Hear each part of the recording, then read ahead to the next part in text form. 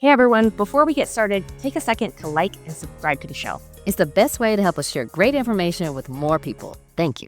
Hey, welcome back to this part 2 of our CareLab series on 5 things that are highly impacting your fall risk that are not balance or muscle weakness.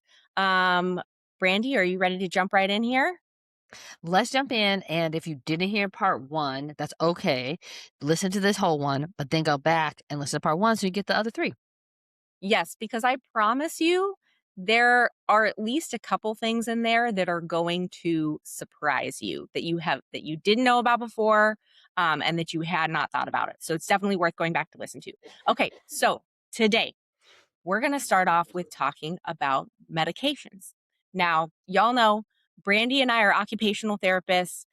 We're not medication experts. We don't prescribe. However, it is absolutely true that medications impact people's fall risk.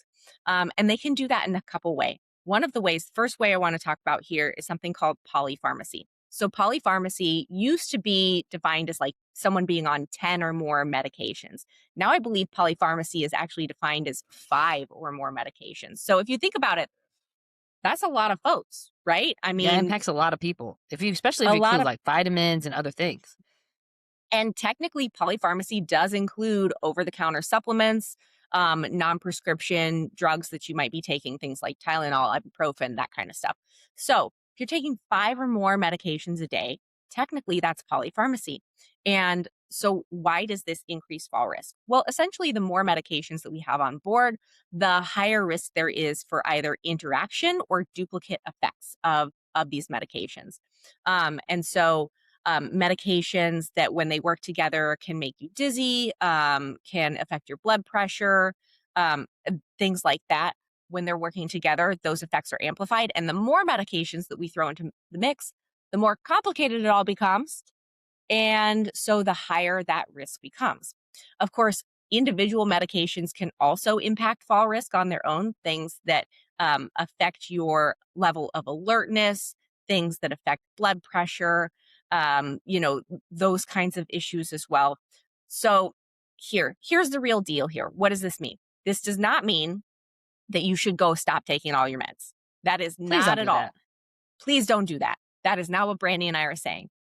Um, Because you're even that could probably cause on fall risk and among other things, right? Like stopping medications without titrating down, like that's all risky. absolutely, absolutely. Medications are complicated, y'all. So here's the thing to do.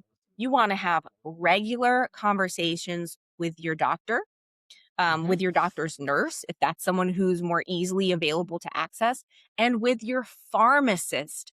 Never Yeah. forget about your pharmacist as being a great resource. Talking to them about the medications that you're on, um, being aware of saying like, hey, are there any possible interactions between any of these? Are any of these doing the same things? So making sure that all the meds that you're on are things that you actually need to be on, having regular conversations about that, and utilizing the people who are experts on medication in your healthcare team, your pharmacist, your doctor, your nurse, to talk about these things to make sure that everything that you're on is appropriate and that there's not an unnecessary risk that's being involved there. And doing that on a regular basis, right? Because people's meds can change all the time. Maybe you have a primary care doctor and then you also have a specialist. Your specialist adds some meds on, but they didn't know about all the other things, but your primary care doctor does. You can see how this can get out of control really fast. So, having that conversation regularly to make sure all of your meds are appropriate, or if you do need to stop something, that it's being stopped appropriately, I cannot overstate the importance of that. And that's like it's so important. But I also feel like that's like a big higher level thing that you like, I got to have an appointment. I got to go talk to them about it. And you should on a regular basis. Maybe you even trigger yourself to do that every year or every 6 months. But one micro thing that you can do is I think almost every time you pick up a prescription from the pharmacy, they Hmm. ask, do you have any questions? And I almost always say, no, I don't have any questions. But one thing you could do at that moment is say, does this medication have any side effects that affect like my risk for falls? Because like you see the medication commercial and then they run off this whole long list of side effects. And that's important because you need to know all of them, but also it's like kind of going over your head because it's such a long list. And if you have had a fall, are worried about falls, have noticed changes in your ability to move, then just asking that simple question can help them bring that one side effect up to you because some of the other side effects might not impact you at all. Like if it's about pregnancy or about breastfeeding or other stuff that's not going on in your life at this moment. And let's weed out the noise and just say, like, are there any is there any risk for me having a fall because I'm taking this medication? Just so you can be aware. It's not saying that you Mhm. are doing it, that it will happen to you. But if one day you wake up feeling a little lightheaded and dizzy, you might originally think, uh, uh, go back to bed or whatever. Or if you actually asked this question and they said, sometimes it could affect your blood pressure and you might feel lightheaded and dizzy, you'll be like, oh, yeah, maybe it's this medication. I'm going to keep an eye on that. If it happens multiple times, I might go back and talk to my doctor and say, that medication you put me on, I spent 5 out of the last 7 days, I felt lightheaded and dizzy for a while in the morning time. Can we talk about that? Because they don't know what to change for you if you don't give them Mhm. any feedback, right? Because That's there is right. a long list of side effects. They don't know if it's impacting you or not, and you kinda don't know either. Because lightheadedness can be dehydration or any number of things, right? But if you're tuned in, it can really help. Yeah, absolutely. I think that the, like, best point there of many amazing points is that your providers need your feedback. Really, truly, like, for healthcare to work, there has to be a partnership there because they're the expert maybe on that medication, but you are the expert on you and your daily experience with it. And it Exactly. is impossible for your provider to adjust things for you as an individual without knowing what you as an individual are experiencing on a day-to-day basis. So don't be shy about talking to that person with the white coat and really telling them, what's up. I promise you the vast majority of providers are not only going to be open to hearing it, they're going to be happy to hear it because it makes it so that they can care for you more effectively. Last thing before we move on to the second item for fall risk that we're going to address today. We have some great episodes with a pharmacist that are Yes. really worth going back and listening to. So we will link those in the show notes so you can go check them out once you are finished with this series of part 1 and part 2 on fall risk factors that have nothing to do with balance or muscle weakness. So make sure that you're checking those out. That is right, and, I just wanna add one more thing about medications. One I know you tried to wrap it up. I know you tried to. But this thing came to my mind because I have heard it so many times, is Mm, that when I push maybe people to go have that conversation with their physician, they say, I just thought that they had prescribed the right thing for me." And I'm like, "It was the right thing to their knowledge, but if they don't have any feedback, then they don't know that's just the one they do the most often, and it seems like it yeah. should work with what you're doing." So it's not like they're doing a bad job. This is not about them not choosing the right thing. It's that it's complicated and they need your input. So feel like confident in doing so. So just want to throw that in there before we switch over to our last one for today, which is Footwear. that's right, footwear. I think this goes a lot, it ties a lot into environment, mostly because of the same thing we brought up in the previous episode, which is I've had these shoes for 10 years and it wasn't a problem. Just like my house, I've lived in it for the last 30 years and it hasn't been a problem. Footwear choices have a lot to do with the changes that your body has encountered, right? I was working with a lady who she was noticing the size of my feet. Let's start there because I wear big shoes and I have big feet. And she Yo, Brandy's noticed tall. because Brandy's tall. I know I wear size 11 in women's. And she noticed because she also wears a size 11 in women's. And Okay. no shade there. She just really was noticing. And she was like, I have all these shoes that I don't wear anymore because it's harder to walk in them than it used to be. And so Mm, we were talking about that. And I was like congratulating her essentially that she paid attention to that and that she was okay with changing that. Right. And like not wearing those shoes anymore. They were like, heels or wedges. Some of them were flip flops that just didn't have like backs to them. And that extra effort of like flipping the shoe up is another thing that your brain is doing. Used to be automatic and you didn't think about it at all. Now, maybe not so automatic. And she was just like, you know what? This is not worth the effort. I'm not wearing none of these shoes no more. And I think while that might feel strong, it's also keeping you from having a fall. And like, tell me the balance between a hip fracture and being in the hospital and like switching from a pair of shoes that you've already had for 10 years to a pair that is you just got. Like, buy yourself some new shoes, people. It's okay. And make sure that your footwear is supporting you and not causing you more work than it is worth. Yeah. I want to highlight what is sort of the question that you asked there, because we can apply this across so many fall risk factors that are things that require us to make some kind of change in our lives, that often people do not want to make those changes. And it is so important to ask yourself if this thing that you want to do this certain way, or you like to have it look this certain way, is that thing worth the risk of potentially having a fall where you end up with a life-changing injury, because Hmm. that is what it is, right? Hmm. Um, and the more of these things we combine, the higher the risk of having that life-changing injury goes up. And the other thing that I'll say is, once someone begins to fall, unless some intervention is made, unless some changes, like whatever it is, unless we do something about it, that person is unlikely to just magically on their own stop falling. That's not the way it works. What is going to Yeah. happen is that person is going to fall until they are injured. Maybe someone has fallen 10 times in the last year, but they didn't get hurt. Brandy, you've probably heard this a bunch of times too. Yeah, I Yes. fall all the time, but I haven't gotten hurt.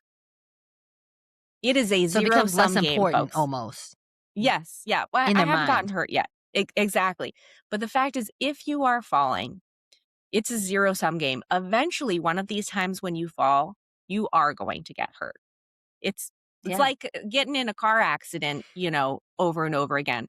Let's say you get in half a dozen fender benders and the car's not badly damaged, you haven't gotten whiplash, anything like that. Well, eventually, if you keep getting in car wrecks, you are going to get hurt. It is not different for a fall. So, it is so important to ask yourself that question. Is it worth the risk for me to not make this change? Am I willing to accept the consequences of not making a change that I know I can and maybe probably ought to make, versus I'm willing to accept the possible consequences so that I do not have to have a change? You have to weigh that question for yourself, but you do have to ask it and answer it honestly to you. And when posed in that way, I have very, very rarely had someone say to me, "Oh, well, yeah, I would rather be in the hospital with a head injury or a broken hip rather than change out my shoes." Yes. It's change is hard for everybody. Nobody likes Change is to do hard. it. But No one you likes to know do it. what's changing all the time? Your body is changing all the time without your permission, right? And then we get rigid about changing everything else around us. But if your body's changing, you gotta change too in order to make sure you're well supported with the current function. We do this for kids all the time, like all the time, because we know that they're like, first they're babies, they can't do anything. Then they're toddlers, We they need think a of little them bit as of changing. freedom. You think Mhm. of them as changing, and so you support them appropriately as they change. And I think we kind of forget that when we get to be adults because we don't see the change as rapidly as we do when we're children. But stuff is changing literally all the time with you. And so, and not just after 65, like throughout your whole life. And sometimes you change things intuitively because your lifestyle has changed. You work instead of going to school and you need to sleep differently. And, like you do this to be more functional. But I think we drop off when we get to like retirement age because like, I'm chilling. I'm retired. I can move at my own pace. I don't have to think about these things. But actually, it's a lot of stuff still changing at that time frame too, and it's okay. It's okay Mhm. to change a few things. And the other thing that's really important Hmm. The more willing you are to change a few small things earlier on, the less change you will have to have in the future. Bingo. There you go. That's it. That's the soundbite from today. If you take away nothing else. That said, we should actually talk about what good footwear looks like since we're Oh, giving this. we left Let's that talk part out. about I that just a little bit. assumed it. Okay, so good footwear supports your feet and makes you feel comfortable. Okay. So that could mean you need support for your arch. It could mean that they're on securely. So that's with laces or with Velcro if we can't manage the laces very well, or plenty of shoes that look really great and are not Velcro but don't require tying. Mhm. It needs to have a back to it so that you're not flipping up a sandal. And if you need it, it needs to support your ankles too, like to give you the level of support you need. And then heels are essentially walking on a toothpick, and they've never been easy to do. And so if your balance is challenged, the higher the heel, the more challenging. So I'm not saying you can't wear any heels ever. You got to judge this for yourself. But the flatter the shoe, or at least the flatter to the ground, and the more, solid the base of your shoe is, the better you're going to be supported. I want to add to that, like the type of sole that is on the shoe can be really important. So Mm. having a non-slide sole, that's something that's not going to be slick on a surface and cause you to slip or slide is really important. Making sure that the shoes fit you properly. The size shoe that you wore 10 years ago may not be the same size shoe that you need right now. And particularly if you're diabetic, then making sure that you have shoes that fit you properly are really, really important, not just for fall risk, but also for the health of the skin on your feet, which of course, if someone does have diabetes, if you get a wound on your foot, that can lead to all kinds of negative consequences that you don't want. No one wants that. No You one don't needs want that. you don't want it. So making Mm-mm. sure that your shoes have a slip sole and that they fit properly are really, really important. And then the last thing that I'm going to add to that is a lot of times people think that getting like really thick, cushy soles on like their athletic shoe or whatever it is the thing to do for fall risk because they're like, oh, well, this is more supportive. Here's the deal though, y'all. And the sole of your shoe does need to be supportive. You want to have good arch support. But um when the sole of your shoe is so thick that you cannot feel the ground beneath you, that actually increases your fall risk. So going with a thinner soled shoes that allows you to kind of be more in touch with the floor beneath you so that you can feel that ultimately and you can get that feedback from your foot helps to improve your balance and reduces your fall risk. Your balance is not just made up of your muscular strength.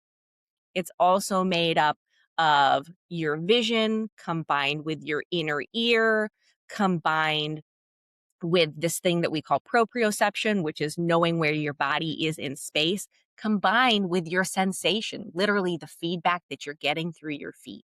And so if we cut off the feedback that you're getting through your feet, we've eliminated a really important part of balance. So thinking about the thickness of your soles, making sure that they're supportive and that they're protective, but also maybe that they're not so thick that it's like you're walking on a boat and you have, no real connection to the ground beneath you. That can be another important consideration. And if that feels too nebulous to be like, what is feeling the ground? The ground is the ground. It's Mm, the difference between I leave from the tiled kitchen floor into the carpeted bedroom in which I need to pick up my feet a little more because I got thick, shaggy rug, right? Or the difference between I'm at the edge of of the last step, so half of my foot is on and half of it's not, and I'm on a full step, or I'm on the ground. Those are things that often happen very automatically, and your body adjusts to that new surface because it got that feedback from your feet. And if you don't feel that and you're not looking because you're carrying a basket of laundry, you could totally miss some of that. So that's what she's meaning by like having a soul that allows you to have those sensations is really important, because if some of your other senses have changed and are not as sensitive, you might really need that feedback in order to have your body make those decisions automatically for you. Yep, those are great actual functional examples of that. Anything else that you want to add before we wrap this part of the episode up? I don't think so. This is like really important stuff to be thinking about. If it feels overwhelming, this is a great reason to see an occupational therapist to actually Hmm. talk through your situations and do some testing so you can understand that maybe one thing is a little worse than other things and that we should accommodate by having thinner soled shoes or whatever it is. There's lots of factors here. We gave you 2 whole episodes of 5 different large things that all have individual factors. So if that feels like a lot, an occupational therapist is a great person to come talk to help figure that out. Yeah, and we have lots of content on falls, on environmental modification. So if you have not, please make sure that you like and subscribe. Go check out some of those earlier episodes where we really dig down into these topics as well. If you have a question, please leave it in the comments. We would be happy to address questions that the audience might have or that you might have. And please, if you found this episode to be helpful, take some time to give it a rating or review. That is the best way for us to help other people find this content and ultimately help people live the lives that they want to live. All right, y'all. Thanks you so much for listening. We will see you right back here next time on CareLab. Bye. Bye, everybody.